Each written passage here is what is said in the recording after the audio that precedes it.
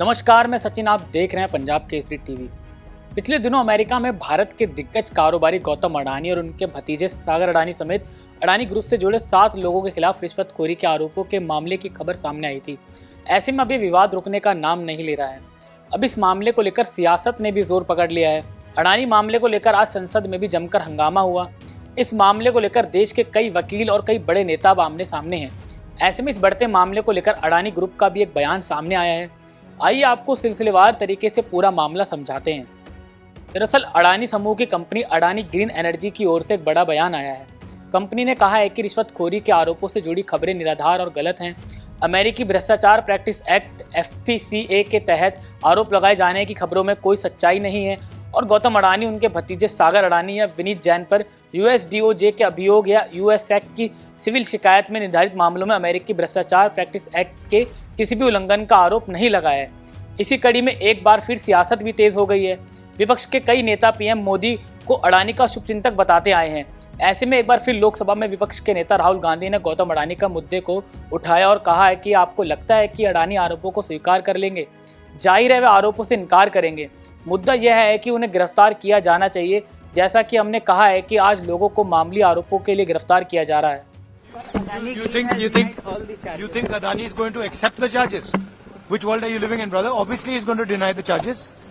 The point is, he has to be arrested. The point is, he has to be arrested, as we have said. Hundreds of people are being arrested on tiny charges. The gentleman has been indicted in the United States for thousands of crores. He should be in jail. And the government, please let me speak. And the government is protecting him. अब कुछ लोगों के मन में ये सवाल भी उठ रहा होगा कि आखिर गौतम अडानी पर क्या आरोप लगे हैं। गौतम अडानी पर क्या आरोप?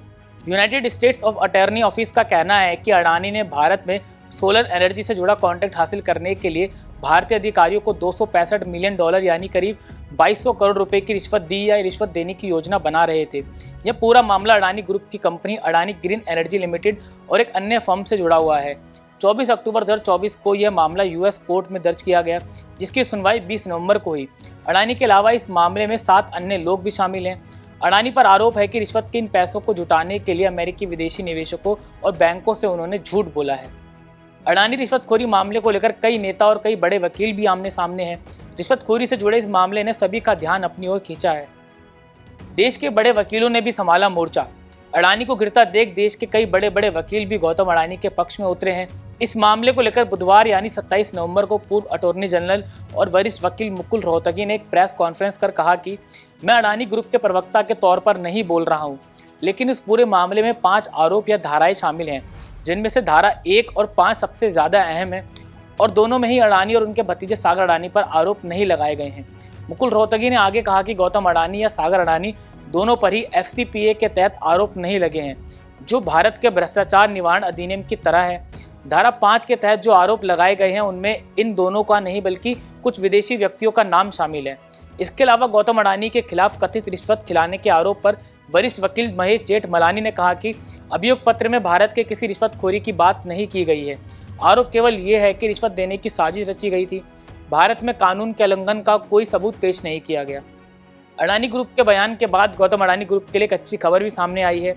अमेरिका में लगाए गए गौतम अडानी और उनके भतीजे सागर अडानी समेत 7 लोगों पर रिश्वतखोरी के आरोपों के बीच अडानी ग्रुप की कंपनियों के शेयरों में भारी गिरावट देखने को मिली थी। लेकिन सप्ताह के तीसरे कारोबारी दिन बुधवार को शेयर बाजार में सुस्ती के बावजूद अडानी स्टॉक तूफानी तेजी के साथ भागते हुए दिखाई दिए। मार्केट में लिस्टेड गौतम अडानी की कंपनियों के शेयरों में तेजी अमेरिकी आरोपों US बरीबरी केस पर दी गई अडानी ग्रीन की सफाई के बाद नजर आई, जिसमें कंपनी की ओर से कथित रिश्वत मामले से जुड़े सभी आरोपों को खारिज किया गया है। बहरहाल इस मामले से पहले अडानी समूह का यह बयान उनके लिए ही एक राहत लेकर आया है। अमेरिकी रिश्वतखोरी मामले से पहले अमेरिकी शोध एवं निवेश कंपनी हिंडनबर्ग रिसर्च ने अडानी समूह पर धोखाधड़ी के आरोप लगाए थे, जिससे वह कुछ समय पहले ही उभरा ही था।